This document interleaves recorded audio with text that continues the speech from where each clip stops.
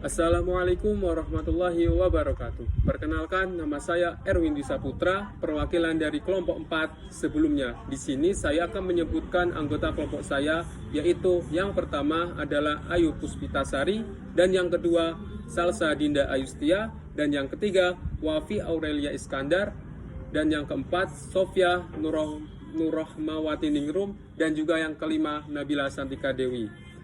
Di sini saya akan menjelaskan fungsi bahasa negara sebagai alat pengembangan kebudayaan, ilmu pengetahuan, dan teknologi dalam bidang pertanian.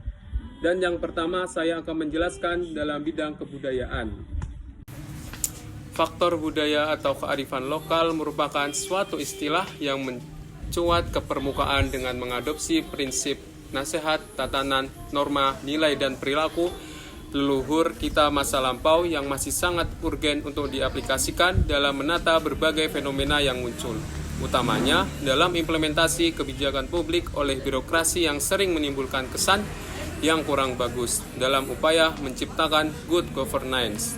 Nilai kesadaran kosmologi sebagai nilai dasar dalam pembangunan di Kabupaten Bantaeng pada dasarnya sejalan dengan tujuan Undang-Undang Nomor 41 Tahun 2009 tentang perlindungan lahan pertanian pangan berkelanjutan dalam pasal 3 sebagai berikut. Yang pertama, melindungi kawasan dan lahan pertanian berkelanjutan. Dan yang kedua, menjamin tersedianya lahan pertanian pangan secara berkelanjutan. Yang ketiga, mewujudkan kemandirian, ketahanan, dan kedaulatan pangan. Dan yang keempat, melindungi kepemilikan lahan pertanian pangan milik petani. Dan yang kelima, meningkatkan kemakmuran serta kesejahteraan masyarakat petani dan juga masyarakat.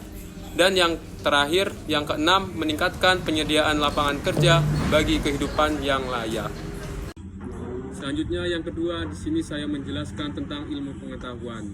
Pengetahuan formal berasal dari kelembagaan formal seperti pemerintah, perguruan tinggi, balai penelitian, asosiasi petani, dan kelembagaan formal pertanian lainnya. Mereka memiliki program dan rencana pengembangan pengetahuan formal yang terstruktur dan sumber pendanaan yang jelas. Pengetahuan formal juga terdokumentasikan dalam bentuk jurnal, buku, dan dokumen lainnya yang dapat dipelajari kembali dengan mudah. Pengetahuan informal beroperasi dalam jaringan yang lebih kecil, mengandalkan ikatan keluarga, komunitas, hubungan pribadi, kelompok sebaya, dan juga tradisi lokal. Pertukaran pengetahuan lebih sering terjadi dalam rutinitas sehari-hari petani. Jaringan pengetahuan ini bersifat lokal dan tidak bersifat eksklusif. Namun, perkembangan teknologi informasi saat ini telah mendorong pertukaran pengetahuan di antara petani menjadi lebih luas. Misalnya, petani di Garut yang bertukar informasi dengan petani di Kabupaten Bandung dengan menggunakan alat komunikasi.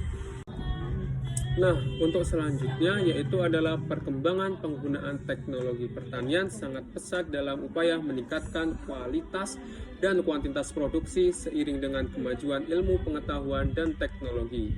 Untuk memenuhi bahan pangan sebagai salah satu kebutuhan pokok hidup manusia yang terus bertambah. Penerapan teknologi pertanian baik dalam kegiatan prapanen maupun juga pasca panen menjadi penentu dalam mencapai kecukupan pangan baik kuantitas maupun kualitas produksi. Teknologi pertanian telah berperan untuk meningkatkan efisiensi dan juga produktivitas usaha tani komoditas pangan di negara-negara maju dan juga negara-negara berkembang termasuk Indonesia. Nah, di sini saya ingin menjelaskan pemanfaatan teknologi informasi di bidang pertanian. Teknologi informasi digunakan untuk menganalisis kondisi tanah dan lokasi petanya dengan sistem berbasis GIS. Pemanfaatan teknologi informasi juga mencakup pemasaran produk pertanian melalui sistem web dan manajemen pendistribusian hasil pertanian. Dan yang kedua, penerapan teknologi informasi dalam pemasaran dan manajemen pertanian. Teknologi informasi membantu dalam memasarkan produk pertanian melalui sistem online, memungkinkan petani untuk memasarkan hasil pertanian mereka. Sistem informasi juga digunakan untuk manajemen pendistribusian hasil pertanian dan menampilkan informasi hasil pasar.